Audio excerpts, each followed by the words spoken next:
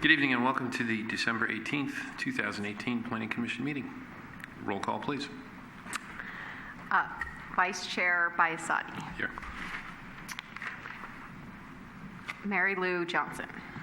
She's excused. She had a conflict. Sophia Lagasse. Yes. Kelly Lethine. Here. And Commissioner Linda Mason. Here. Thank you. Pledge of Allegiance. Matt, how about you leading us in the pledge this evening? Pledge allegiance to the flag of the United States of America and to the republic for which it stands, one nation, under God, indivisible, with liberty and justice for all. Thank you, Matt. All right. Item 1, approval of the minutes for November 20th, 2018. I move to approve the minutes. Okay, we have a motion. I second. Have a motion and a second. All those in favor? Aye. Aye. Motion minutes are... I'm going to abstain because I was not present. Okay, 3 ayes and 1 abstain. Communications. There's no communications tonight. Thank you. Item 3, selection of officers for new planning commissioner chair to replace Kevin Chase. Okay. So at the last meeting, we deferred this to this meeting because we were hopeful to have a candidate. So does anyone want to make a nomination for the chair? I think last meeting we had Commissioner Lagasse volunteer to be vice chair, so thank you. I think Unless somebody else would be more interested. But I also nominated Commissioner Mason. I accept. I actually got Mr. Smith's email, so I accept the nomination, and thank you all. I actually watched the meeting after I saw his email. I was very, very humbled by the duty that nobody else appeared to want to take. But I'm very excited to take the position, so thank you. All right. So we have a nomination for chair. Should we take a vote? So can we take a vote? Absolutely. All in favor, say aye. Aye. Any opposed? Nay? No. Okay, No, so no we have a opposed. new chair. Thank you so much. Congratulations. Thank you. Thank you. Okay, I guess we need a vice chair then The as well. vice chair, Okay. yes. So Do we have any nominations for vice chair? I'll check again. Would you like to be vice chair? Is it something you're interested in? Because I kind of grabbed it a little fast. I would welcome it if you wanted to take it, although if you were eager to back out of that, I would step into that position for you. No, I'm not eager, but I want to be more polite than I was last time. I would love one more year of practice before stepping into that. That's good. I'll make all the mistakes so you'll look really good next year. Thank you. So then I'll go ahead and nominate Sophie Lagasse for vice chair. And I'll second that. Okay, Shall- great. So let's take a vote. So everyone in favor of Sophia Lagasse for vice chair of the Planning Commission for 2019? Aye. Aye. Aye. Any nays? No. Okay, so thank you so much for being vice chair. All right. Approval of the minute, I'm sorry. Public comment. Is there anyone in the public who would like to speak on something that's not on the agenda this evening? No? Okay. Item 5, conflicts of interest. Anyone? Nope, no conflicts of interest. Item 6A, public hearings, parking lot located at the southwest side of Mastic, north of Taylor. Matt. All right, thank you and good evening. As indicated, the item before the Planning Commission tonight is a temporary use permit request to allow for the continued use of a staging area within a portion of the city parking lot located on the west side of Mastic Avenue, just north of Taylor Avenue. Specifically, the southernmost portion of the city parking lot would continue to be used as a staging area and an area for loading and unloading during the construction of the mixed-use development located at 406, 418 San Mateo Avenue. As the Commission will recall, the development at 406, 418 San Mateo Avenue, the Plaza Project, actually the project formerly known as the Plaza Project, now known as Aperture, includes 83 residential units, approximately 6,975 square feet of retail space, and 106 subgrade parking spaces. The subject site is a city parking lot. This is one of 8 city parking lots located within the downtown area. There's a total of 25 parking spaces on site, 24 standard parking spaces, and 1 ADA space. The proposal before the commission tonight is for the applicant to utilize the 6 southernmost parking spaces within that parking lot. The San Bruno Municipal Code allows an off-site construction staging area lasting up to 1 year with a temporary use permit approval from the Planning Commission. As you'll recall, the Planning Commission approved a temporary use permit request for these 6 spaces at their December 2017 meeting. The current proposal is to allow for the continued use of the construction staging area within the 6 most southern parking spaces within this parking lot. A debris box would be located within these 6 parking spaces, as well as area for equipment storage. The remainder of those 6 spaces would be used for loading and unloading materials. The additional 19 parking spaces found within that parking lot would remain open for public use. Staff does support the temporary use permit request. The applicant is requesting use of this site until February 1st, 2019, as the project is nearing completion. Staff has included a condition of approval allowing for the TUP approval, which would expire on March 1st, 2019. So we worked in an additional 30 days there. I would like to highlight some of the other conditions of approval that were presented within the staff report. Specifically, condition of approval number 4 requires the applicant to maintain the construction staging area in a clean and orderly condition. Any trash, dirt, and debris shall be cleaned on a daily basis. Condition of approval number 5 states that employees and construction workers shall park entirely within the subgrade parking garage located at 406-418 San Mateo Avenue. Condition of approval number 12 requires the applicant to provide flaggers as necessary to temporarily control traffic during material deliveries.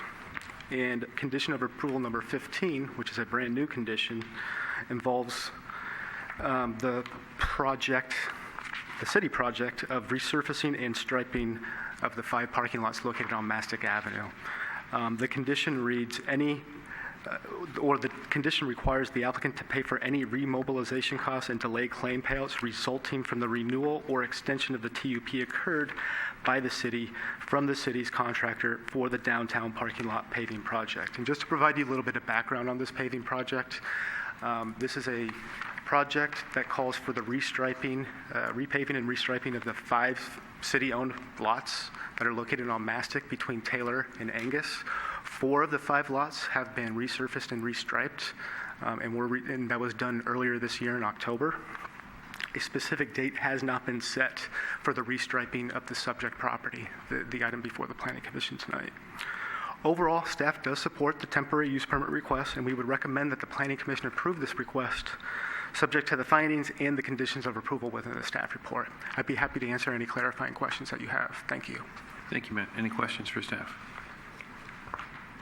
No? I do have a question.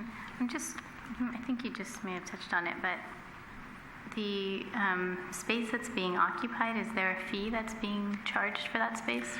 There is, yeah. So we have a license agreement in place between the city and JMI, the contractors, and there's a fee of $750 per month that is required.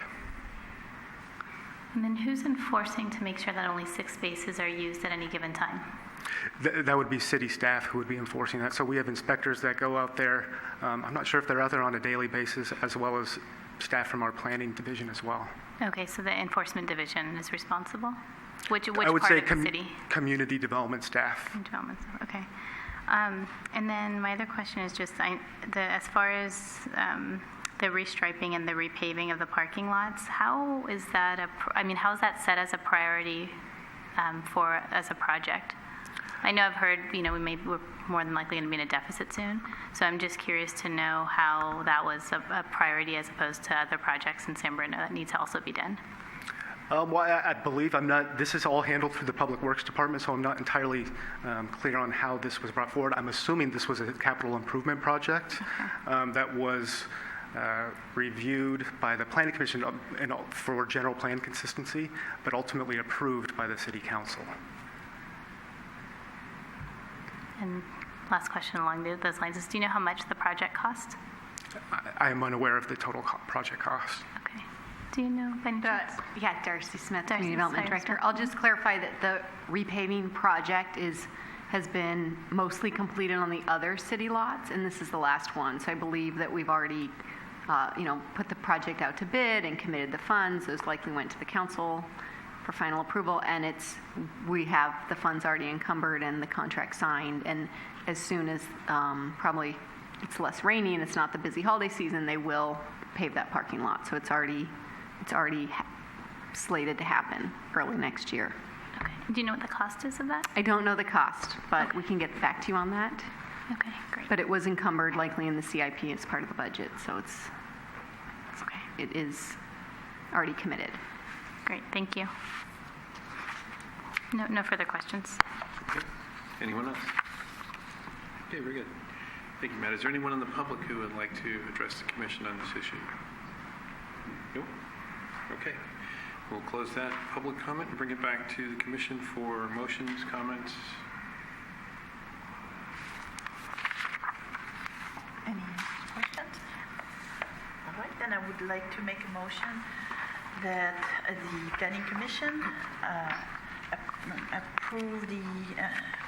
recommend the approval of the temporary use permit, and I don't think, there it is, 18, TUP -18-006. Very good. We have a motion. Do we have a second? I'll second. Motion is second. All those in favor? Aye. Aye. Any opposed? Anyone abstain? Okay, it's passed. Thank you. Item 7, city staff discussion. Hi. Hold on, let me get the PowerPoint ready. So, first thing I wanted to talk to you about, we have 4 things to talk to you about, but the most important and exciting thing is the San Bruno Development Impact Fee Program. Okay, so I'll be making a presentation, and normally this would be given by the finance director, but I opted to stand in for him, so I will do my best. So you may have heard that the city was working on a comprehensive development impact fee program, because we've had it sort of in the works for a little over 2 years. And most cities have them. So what I wanted to cover tonight is to educate you about the purpose of these development impact fees and educate you on what role they play in the overall city funding and financing mechanisms, sort of explain the basis of the fees, and recap the city council study session, which was last week. So the actual development impact fee nexus study is on the city council website. It's posted with the agenda for last week's meeting, so I would encourage you, if you haven't already, to take a look at that nexus fee study, which was prepared by a city consultant. And also the staff report for the city council meeting is also very educational. But I figured tonight I'd just give you an overview of the presentation. So I think what I'll really try to explain in the most amount of detail is what goes into calculating the fee amount, and then what cities are allowed to charge, the staff recommendation for the fee amounts that were forwarded to the city council, and then what the schedule is to adopt those fees and the next steps, and then I can try to answer any questions and also recap the council direction. So a development impact fee is a one-time fee on new development to serve that critical infrastructure improvements associated with the new growth or the new population. So we have both housing units, and those add population, but you also have population, a daytime population, when you have new office or new retail space or new hotels. You have a different sort of population. It's not necessarily new city residents, but you have workers or hotel guests putting a load on city infrastructure and facilities.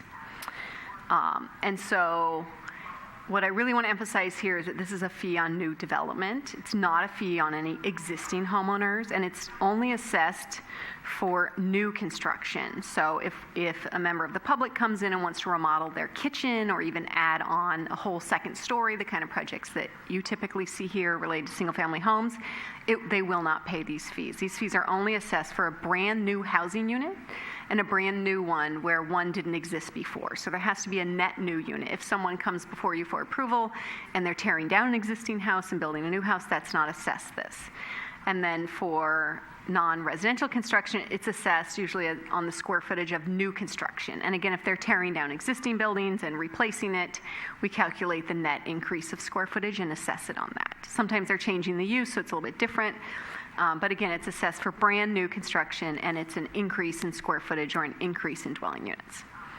So the basis to charge these fees is state law. So there is the government code, and if you're curious, it's section 66000, and that's the Mitigation Fee Act. And it allows cities to do these studies and to charge those fees. It also has reporting requirements. There's an annual report required, and there's a 5-year requirement to redo the nexus study.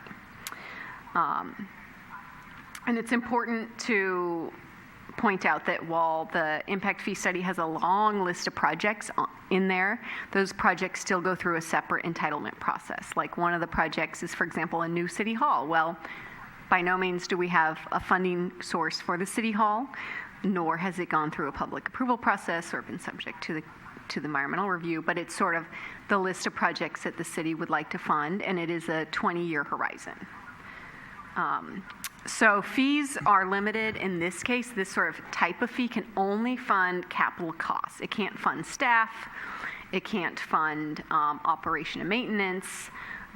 And you also can't fund existing deficiencies. So if we're, for example, deficient in parkland, we can't fund that through raising these fees. They have to be kind of thoroughly studied and equitable, and there has to be this nexus between the new construction and the capital improvement or the infrastructure improvement. And there has to be this proportionality. So if you read this nexus study, you'll really understand that it's really this elaborate kind of mathematical exercise to quantify the fees and calculate the fair share. So it's just important, again, to educate you that this can affect new development, just in the sense that I think we're going to have a year or two where development kind of equalizes to absorb these fees. But they also create a lot of value for the city and to the new development. So to the extent we have improvements to our capital infrastructure and our facilities that are serving the new development, there is, I think, a desirability that attracts development. So if we can improve, for example, our streets, and we can improve other facilities that new development will use, it will elevate the new development. And it's really important to emphasize that most cities have these. So I'll go through some of our comparable cities, and you can see what they charge.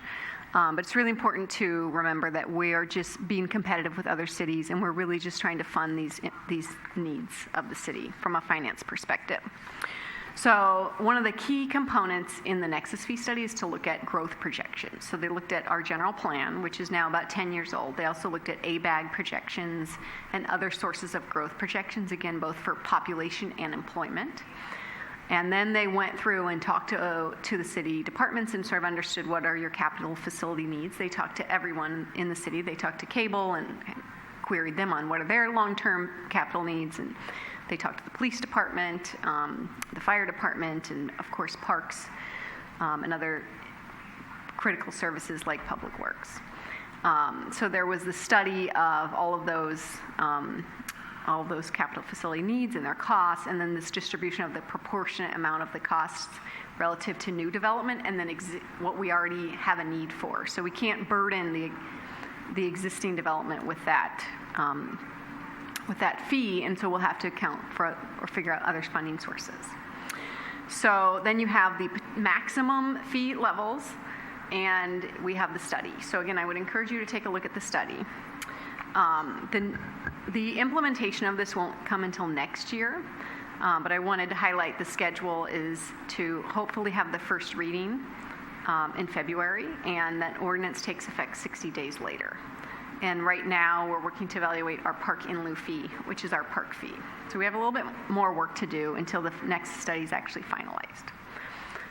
So I mentioned that they talked to all the city departments, try to analyze and get input on what the capital facilities need. So here you can see a list of what those facilities are, very varied. And I think if members of the community, you know that many of these have existing deficiencies, like our fire station, and other things that we are trying to fund citywide. A lot of them are really utilities and infrastructure, so our water system, our storm system, our cable system, other sort of transportation improvements related to intersections, our streetscape on San Mateo Avenue, which we're hoping to improve. It's important to mention that for things like sewer facilities, we excluded them now because we have other funding sources, I think through bonds, so we couldn't include those. So we can't like double dip or double count, if that makes sense. However, in 5 years, when we redo the Nexus study, we would include things like that where we've done the improvements under that funding source and now need a different funding source. So these are the maximum allowable fee calculations. And you can kind of get a gauge here, sort of what's the most expensive. So community facilities for like a housing unit, it has the largest cost.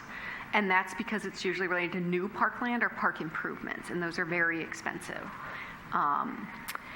And for example, for residential, the lowest cost is police and a little bit lower is fire. But you can see for other uses, sometimes the fee burden shifts. So for example, like for office, there is a high community facilities burden here, but there's also a really high transportation burden because as you have office population, employment populations, they do contribute to traffic on our streets and so on.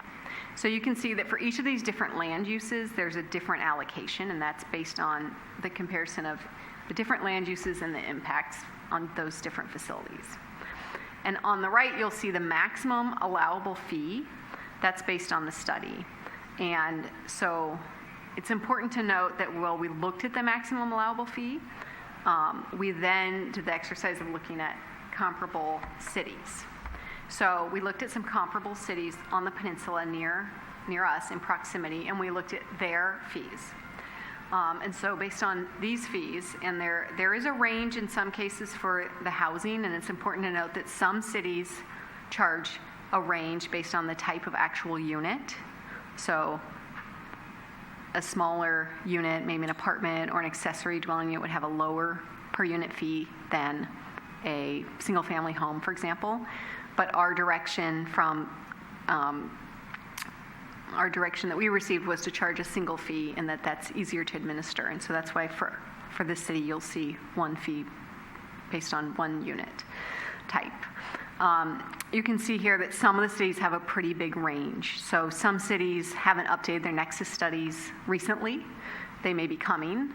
So this is an educational slide, but it's also important to note that some of the cities may be lower just because they haven't done the fee study, but that the cities that do have those programs will be updating the fees sort of every 5 years, if not sooner. Can I just ask a clarifying question? Because I missed the very beginning. Currently, San Bruno does not charge an impact fee at all? We have a very limited type of impact fees right now. We have the affordable housing fees, which came to you, I believe, 2 years ago. And it says this excludes affordable housing. Yeah, Okay. and we have a public art fee that's a little bit different. It's not necessarily an impact fee, but it is a fee on new construction. And then we sort of charge other types of fees like sewer connection fees, but we don't have a comprehensive development impact fee. We also have the park fee, but that's only assessed for ownership units. And Okay. so a lot of our existing or newer product is just rentals, and they don't pay any park fees. So while the other cities haven't updated their fees, we haven't had a fee at all. Correct. That's absolutely right. Yeah. Do you know why? I think it's something that the city was interested in, but didn't necessarily have the staff and the time and energy to work on it. Okay. Yeah. Like this, for example, I think has been in the works for about 2 years. And I think you might know we have a new finance director, Keith DiMartini, and so it was one of his first projects that he really sort of embraced and worked on. But I think up until then there was a part-time finance director, and I just don't think it just didn't happen. I just Googled the code that you just mentioned, and it says it was amended in 2007. So it sounds like it's been an option for a while. Yeah, and it's possible it was in existence before then and just amended. Yeah. Okay, thank you. So it's important to sort of go over the big costs because you'll see there's a lot here. So the total cost of all the capital facilities contemplated in the overall Nexus study is $440 million. there's a lot of expensive items in there, a lot of big expensive infrastructure improvements and other city facilities. But it's important, again, to emphasize that within that total amount, the new development can't be relied upon to pay 100% of that. There is a cap, and that's analyzed for each of the different items and land uses, and the cap is at 29%. So when we look at those maximum allowable fees, they won't cover the full cost. But here you can get a sense of, again, what that total cost is. And again, I pointed out that like the transportation improvements are $190 million.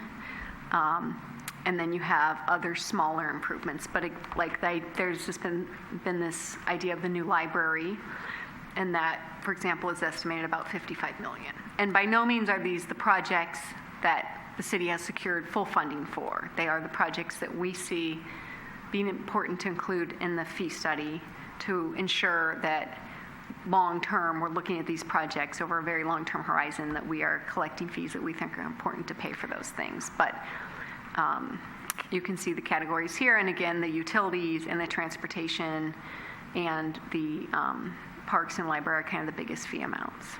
Can I just ask where the numbers came from? Because Half Moon Bay just opened a brand new top-of-the-line library, and it was $24 million. So we hired a consultant, EPS, and they talked to community services. I think there have been some studies done on the funding of the library. And my guess is they pulled the number from those studies. But these are by no means like project-based analysis numbers, right? Some cases we did have those if we knew we had like some infrastructure projects that we had forecasted, but in other cases we relied on our best available sources. So again, this is an illustrative fee calculation. These are just estimates of how much it might take to build the projects, or the estimated market value, and the impact fee that would be assessed. These might not be 100% accurate. I think, for example, the market value of single-family homes may actually be quite a bit higher right now. But you can see that the fee as a percent of the market value is, for some of these, 1.5%, some of them 5%, but the fee is sort of incorporated into the cost of building the project. So you would ask, what fees do we have now? This is the affordable housing fee. It's important to note that some projects provide on-site units, as was the case at 111 San Bruno Avenue, so they don't pay these fees. But some other projects, like the community college single-family housing project, have opted to pay these fees. So the other thing is the commercial linkage fee that you see here, and that's assessed on non-residential projects. And that goes into the city's affordable housing fund. And if I remember correctly, the city prefers the housing units to be supplied in preference to housing fees, right? Every project is sort of examined on its own, but yes, we do try to get the on-site units, especially in the downtown and the transit corridor plan area. And we have been successful in that area. So I mentioned we have an existing park impact fee that ownership units or condominiums pay. Right now, shockingly, since July 2013, we've only collected about $15,000. And again, that's because it's not assessed on apartments. So for example, the construction that's underway that you just heard about at the Aperture did not pay these fees. And we are contemplating park improvements such as the Florida Park project, and we committed funds to that. So we did spend what we had in our account on that, but we also need to have revenue coming in. And that fee is calculated based on like the market value, so I can't give you that fee amount. We're trying to do some research into it, but it's sort of a project by project calculation. So these were the recommended fee levels that were presented to council. So I want to spend a little bit of time walking you through this. The staff recommendation is on the right, and you'll see, for example, for residential, it's a little bit lower than the maximum allowable. That's also true for industrial, retail, and hotel, but not for office. So the staff basis for sort of keeping the office at the maximum was based on some analysis that we did, which is that office users don't always pay into other sources of city revenue. So sometimes you have a big office tenant and they don't pay any sales tax. They may or may not pay significant amounts of property tax depending on when the property was acquired. So for office, our recommendation that was taken to council last week was to keep it at the maximum allowable. For residential, we looked at the comparable cities, and we kept it close to the maximum. And part of what led us to make these recommendations was just looking at those peer cities and not wanting to raise it a lot higher than other comparable cities. And so we presented them to council, and they supported what we recommended. It's also important to note that at least initially the staff recommendation that we also presented to council was to apply these to any projects that have been submitted but will or haven't received their entitlements or their planning approvals prior to when the fee goes into effect. So we did receive some questions and comments from some pipeline projects, and we will continue to talk to them at the staff level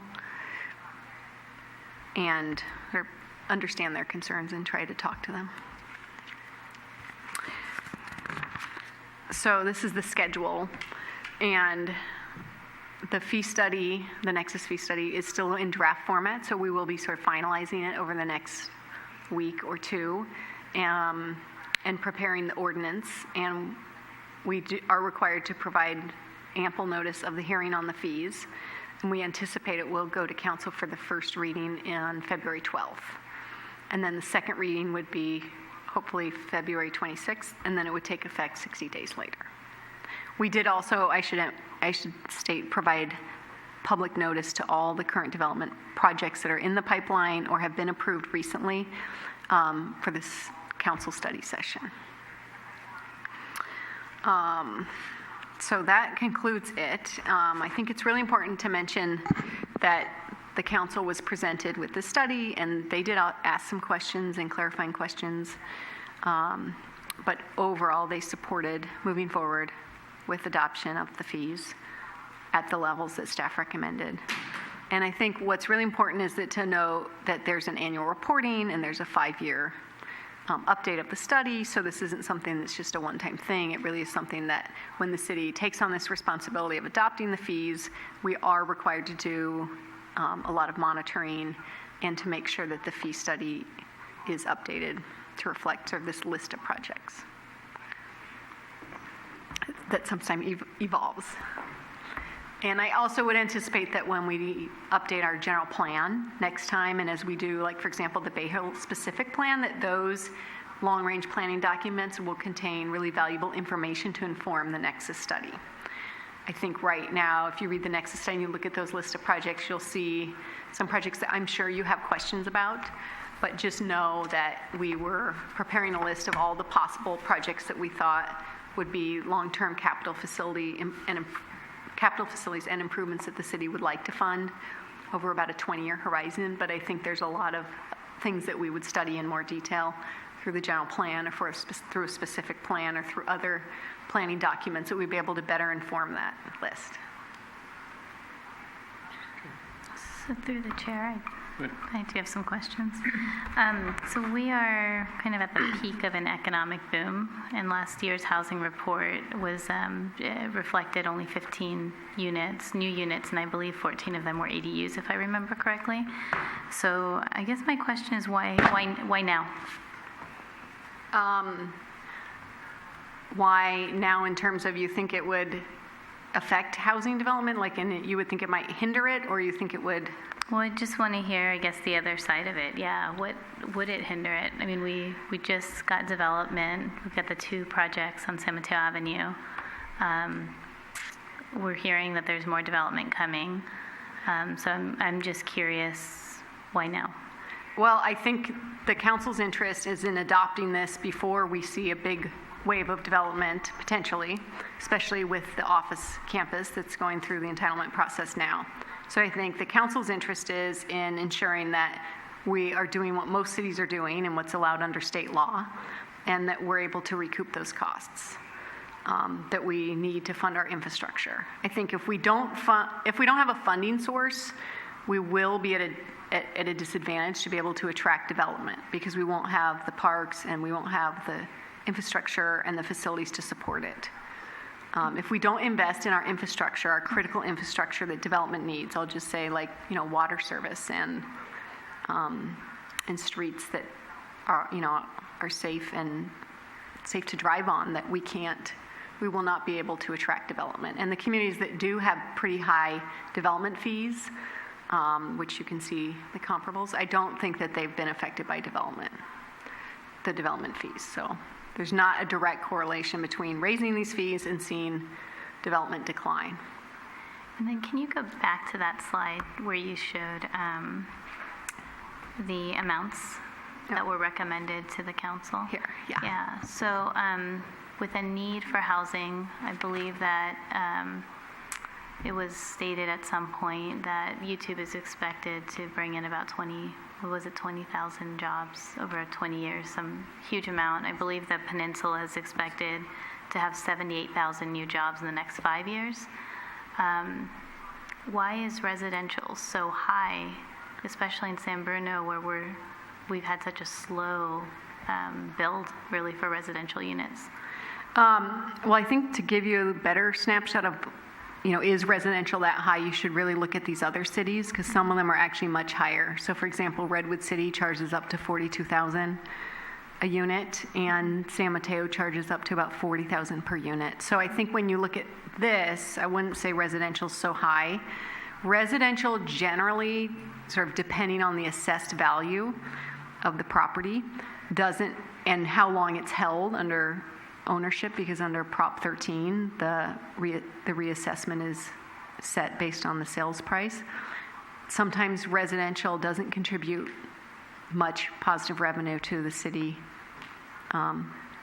revenue streams. It just depends. And sometimes they do have a drain on city services. So it just depends. But I would not say that this fee is high when you compare it to other cities. Okay, it just seems, and I want to be clear, I'm not opposed to it, it's just surprising because there's 4 cities that appear to be lower. But again, those are not necessarily comparing, so we took this different approach, which was to just have one fee, whether it's, a 1-bedroom apartment unit or a 5-bedroom single-family house on a big lot. And so what you're seeing here is a range, but it's based on different unit types. Okay. Okay. Like I said, it's just going from no impact fee at all to one of the higher impact fees up there. Well, I think it's really important to note that the new residents cause or create a huge demand on city services and facilities. Of course. So, and I do think they expect, they expect those facilities. They want to have nice streets and parks, and they want to have water service to their homes, and they want to have other improvements that they need to serve their homes. And to be fair, I think existing residents want to see that too. Yes, and so the only challenge is we can't, we are limited in what we can charge for those existing residents, and so the cost, at least under this model, is borne by new construction. Through the chair, on the same topic, is it possible that some of these other cities that have lower fees, I'm looking mostly just at residential, but is it possible that their fees were decided upon much longer ago and they're going to go through another round of study and their fees may be increasing, or like yes, are absolutely. these ancient, or? It's possible. So I don't have the exact time frame of when these different fees went into effect. Okay. But that is probably likely, as most cities are realizing they have to fund a lot. But I don't have the answer to that question of when these were done.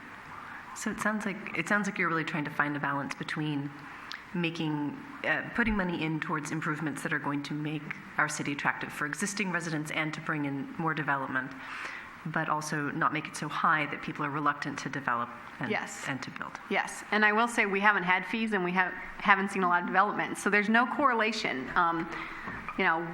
There are cities that have high fees, Redwood City, San Mateo, and they've seen booms. They've added, thousands of units.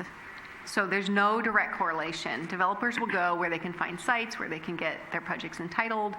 They will generally pass these fees along down the pipeline, right? So, or they will just absorb them because the cost of building projects is also very high on the peninsula. But we don't think this makes us less competitive. I think it puts us in a better position because we'll have the capital facilities and infrastructure to support development. And if we don't do this, we will have other, unintended impacts. And I will say also developers like certainty. I mean, they just want to know, hey, what are my fees? And so what this lets us do is publish the fees as part of our fee schedule and educate the developers, and eventually it just gets absorbed into the financial model for new development. I see. And to clarify, this one, the residential units will be both single-family and rental. That's correct, yes. I see. And there's going to be a lot of that coming. Yeah. Okay, thank you. Through the chair, do you have a sense of what kind of, how it'll affect the projects that are already in the pipeline that you were just mentioning earlier? Just a general sense of what it'll look like for them? Well, we've heard from one main developer, and we're continuing to talk to them.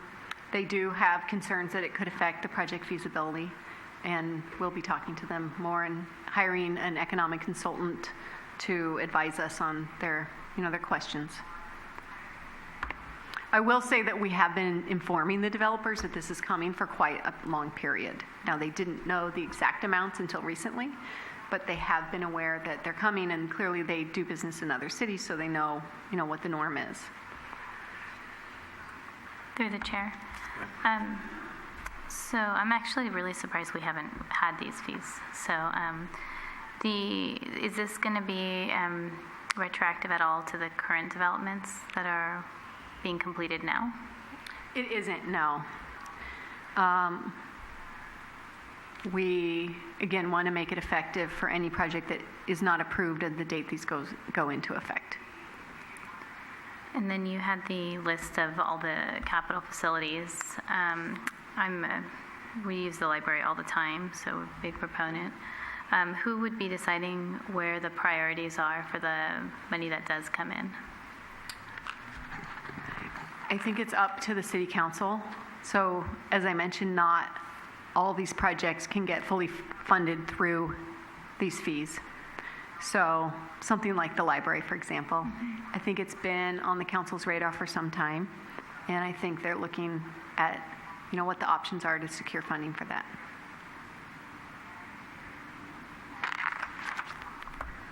Thank you. Through the chair, one more question. Will this be coming before the Planning Commission, before it goes to City Council? It will not be coming before you for a vote. I think in bringing it for you tonight, I wanted to educate you. Staff is certainly available to have any conversations you would like, and you can follow it when it goes back to the City Council for adoption. Cool. Thank you. I do have one question. It's just kind of around process. At what point are these fees collected? They are typically collected at the time of issuance of the building permit. Sometimes some of the fees are linked more to the final subdivision map. It's like common with the park fees, but I think this is permit issuance. Okay, thank you.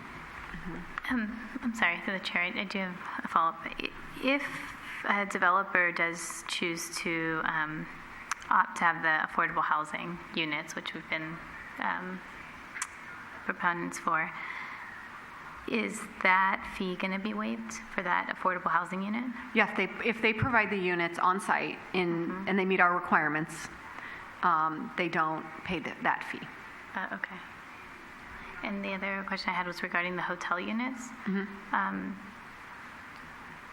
Is that just, I saw the earlier one, it was kind of all over the map as far as what different cities are charging. So I am curious. I know San Bruno has, I forget the name of the hotel, but someone came and said they were the only 4-star hotel in San Bruno, and we approved, I think it was like an alcohol permit, if I remember correctly. So I just wanted to ask where we are with I guess, building of hotels? And is there right now a hotel tax that is paid? I know some hotels charge a nightly tax. We do have the transit occupancy tax. I don't know the dollar amount. Okay. We have an application in for one new hotel, 160 El Camino Real, which has 34 rooms. It's under review, but it's only 34 rooms. I think to the extent you've been involved in the discussions about the Bay Hill specific plan, there's talks about having a potential hotel site there, and the city has remarketed or opened offers on the Hotel. Is that near the crossings? Okay. But we would like to attract a hotel, and we don't think this fee is going to affect that, just because there's different reasons why hotels come to the city. Okay, thank you.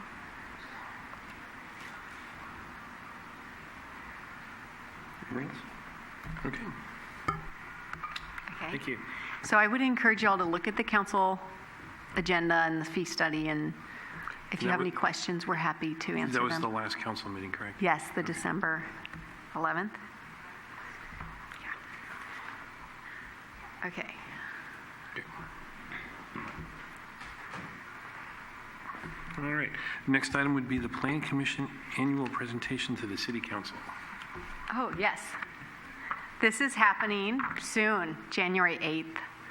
So Michael Smith, senior planner, has graciously offered to put the presentation together, but it's traditionally made by the chair. So we wanted to make sure Thank you you. were available on January 8th. Okay. I think it's usually the beginning of the meeting, but all of the commissions kind of rotate through the council and make a presentation. Okay. But if you can work with Michael Smith on it, that would be great. We can talk offline. Thank you. Yes, I'll schedule a meeting for us, and so we can sit down and go over it. It's mostly going to be about projects that we had over the past year, and then also kind of looking forward what we're expecting project-wise in 2019. It's just kind of bringing the council up to date on that. Okay. Okay. Is that, I know last year David did that report for us. Is that a report that we will be getting at some point? I mean, I don't know if I'm thinking of the same report. That's the one where he stated what the average earnings were here in San Bruno to qualify for housing, and then how many new units had been built in the last year. I don't know if I'm confusing them. No, this is not that. I think that might be the annual housing progress report. Yes. Maybe that's what that is. Yeah, okay. This is more just about projects in planning. Okay. And it's just kind of updating the council on activities over the past year and what we're expecting activity-wise over the coming year. Okay, thank you. Okay, anyone else? All right. Next item is update on small cellular wireless facilities.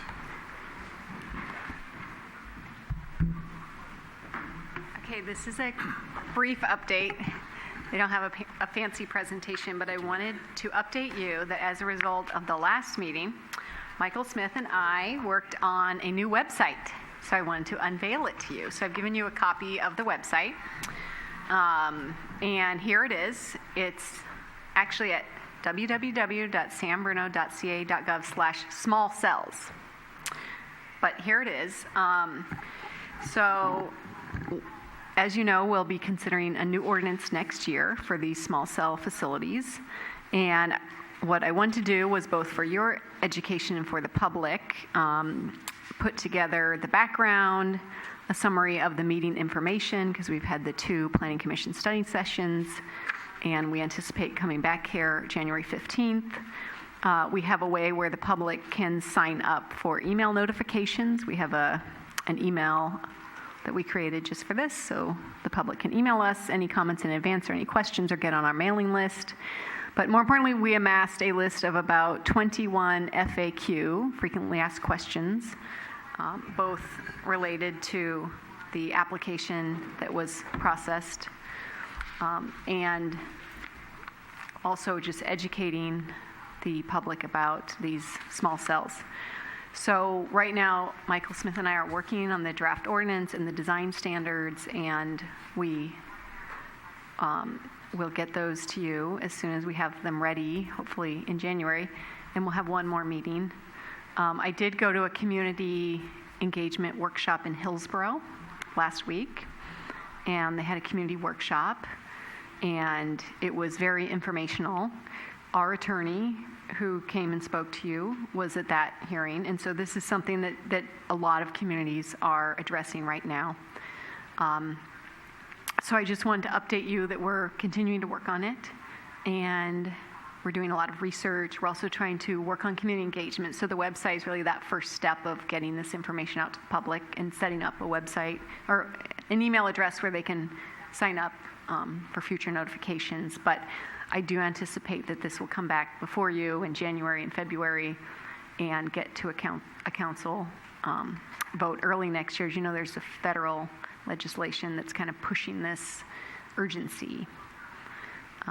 So if you have any questions or comments on the website, just let us staff know, and we appreciate any feedback that you can give us. And again, we'll also be trying to educate the community and make them aware of this.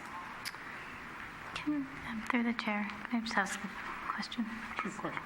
So I know this has been a pretty controversial topic here in San Bruno and other cities, and in reading the Federal Register, they did have a public comment period. Did the city of San Bruno submit a public comment on before this was published? Unfortunately, I don't know the answer to that question, but I can look into it. Okay, that would be great. And if we did, I'd love to see it. Normally it would be posted, so I did not see anything. The other question that I had is, I see here in number, I haven't seen this actually before now, but in just skimming through it, it looks like there's a suit being filed, number 7 in federal court, and San Bruno is joining. Can you tell us, I guess, a little bit of what is that about? Or So there is this national coalition of 44 cities, local agencies, and 15 suits to file suit in federal court opposing that FCC order. And our city council opted to join into that effort.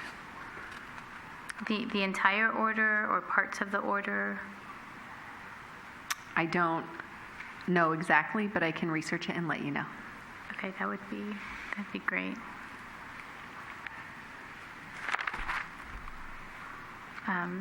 And then are we still, is the city of San Bruno still open to the possibility of undergrounding these? I know in the new order it says that you cannot prohibit all facilities from being underground, but you can mix it up.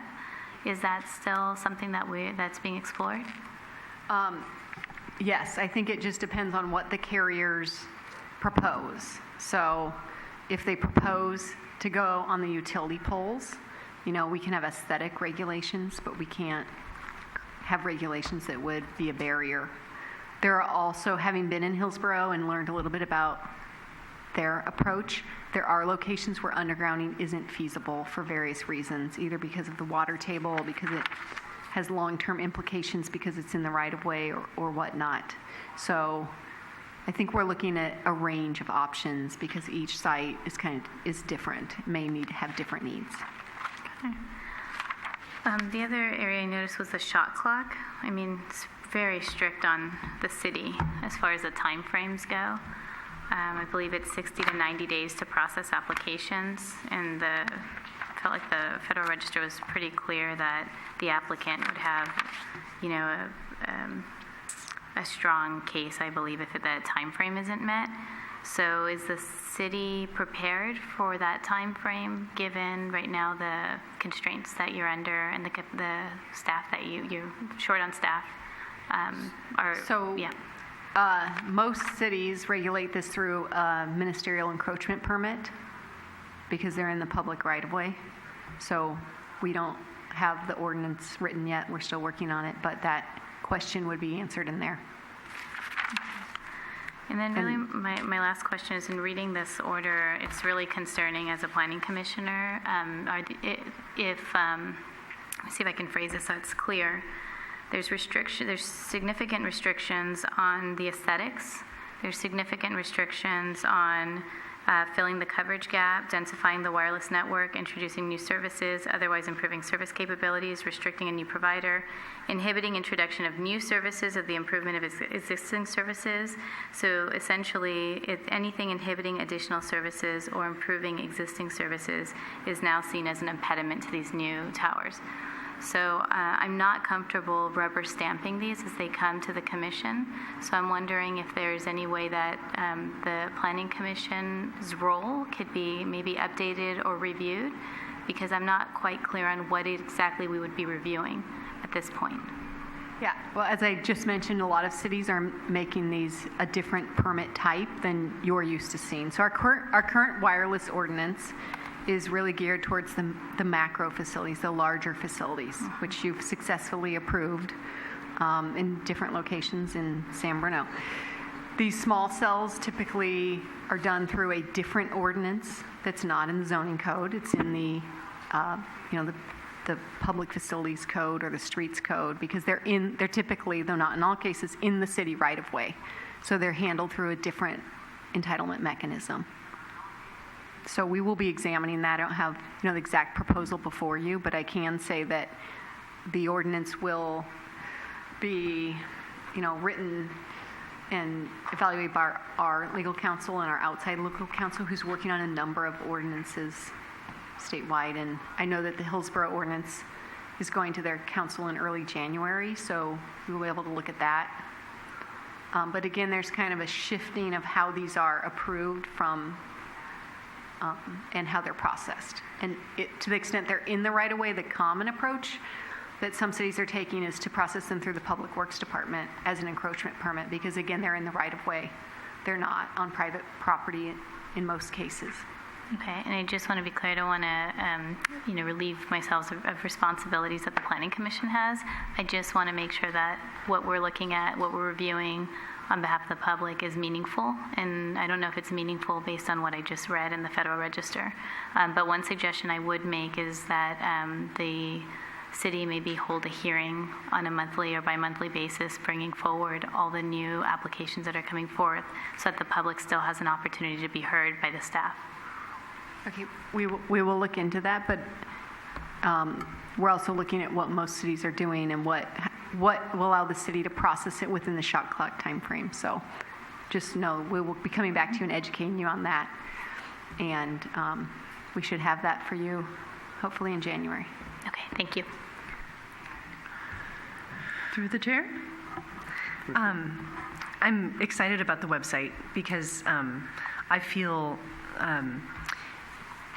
that a lot of the community, it's difficult to know how to reach out and really bring the community in and solicit their feedback and really get a sense for what they want. We do have some wonderful outspoken community members who do come usually for this topic. But I would really, really like to make an effort to reach out to the broader San Bruno, and I think this is a really cool resource and a really cool step so that you have somewhere to direct them for information. So thank you for putting this together. I know this is no small feat. Recently, and I may be talking about the meeting that you went to in Hillsborough, but I understand that Hillsborough, in light of their struggles with the same thing that we're struggling with, they worked with the Peninsula Conflict Resolution Center, the PCRC, and they're a community-based organization, and they specialize in mediation and process. And they're not subject matter experts, but they're very good at engaging the community and soliciting community feedback on certain topics. And so I know that they do have a good track record in this topic, working with local cities. And I think it would be a wonderful idea. I don't know if staff could explore the feasibility of working with the PCRC or a similar organization that could help to engage a larger slice of San Bruno, and also, and I think have a greater deal of transparency, because unless I feel like my average neighbor isn't super aware of what's going on unless it falls in their lap. And unless they seek it out, they're not going to encounter the information that they might otherwise be really interested in. And that could be a neat avenue for that. Thank you. I'll look into that. At this point, we have no budget for any extra assistance, so other than our legal counsel, but I can look into the cost of that and what it would be. Did you find is that the meeting that you went to that was facilitated by that group? Yes and no. I mean, I think a lot of the presentation was actually made by city staff and facilitated by city staff. The public works director was very engaged, and the city manager, who has the approval authority right now in Hillsborough. I see. And also the legal counsel. I see. And I think what I want to emphasize with this is, as was pointed out, is that the city has very, very strict limits of what we can regulate, and so I think we need to follow those rules. Yeah. So we anticipate having another community engagement session in January, but it may just be staff that has to run and engage that. I see. And you'll keep us abreast of the meeting times? Yes. Yes. Okay. Thank you. Through the chair. Sure. Is the city able to recoup some of those costs incurred to inform and work with the community by charging fees to the applicants for these small cells, or is that also something that's very limited? We are able to charge the cost of processing it, and so in looking at how we will be approving these, we may be changing the fee structure. Mm-hmm. We can also charge, for example, the cost of hiring our own consultant to peer review the RF studies that we get, and that's borne by the applicant. But we can't charge the applicant other than the processing fees. We can't charge them for, like, the ordinance is being written by city staff. We can't charge the carriers to cover that cost or the community engagement. So, and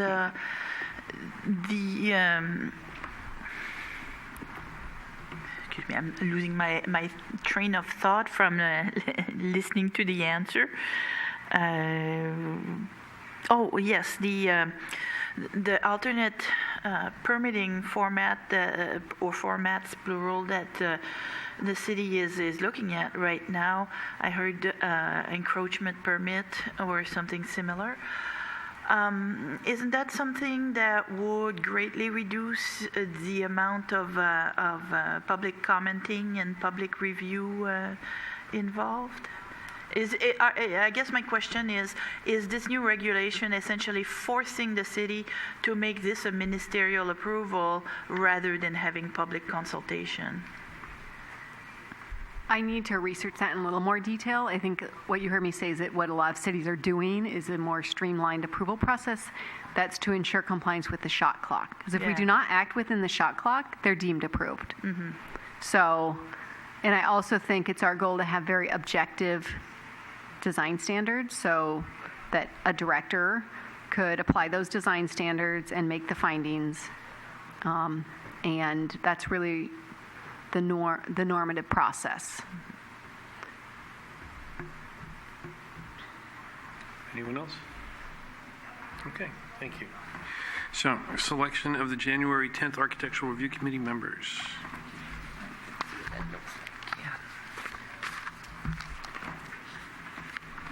I'll nominate Mary because she's not here to say no. And if she can't do it, I'll be on standby. I'll volunteer as well. It looks like I'm available if you need someone. So if Mary Lou and you are on standby, then I'm happy to be officially on. Okay, very good. Likewise. All right. Planning Commission discussion. Anyone have anything to bring to the table? I just want to say I was really disappointed in reading the Federal Register. So I think I know that our role is not policy, but in the future, if there are opportunities to comment on issues that are very controversial in the city, I think that we as a city should be working to submit a public comment. The restrictions are, they just really shocked me, to be quite honest. I mean, it limits what a city can do within its own control, with its own residents. And essentially takes the concerns that the residents have brought to our attention over and over completely out of the entire process, in my opinion, in reviewing this. So I just wanted to express my distaste for the new order. Thank you. Anyone else? Well, I would like to say thank you and for a great year to the staff and my fellow commissioners. It's another year of a lot of interesting projects, and it's been a pleasure to work with you all, and I expect that it'll be also a pleasure to work with Darcy. And Rick, I will miss you. I will miss you a lot. Where am I going? I thought you were. You're just stepping down from chair. Yeah. Oh, God, I'm so happy. I thought I was due for a doctor's appointment or something. I'm so happy. No, I really thought that you were following Kevin and No, Barry. not yet. Yay. Okay, so before they bury me, Commissioner, would you like to, actually, one more thing.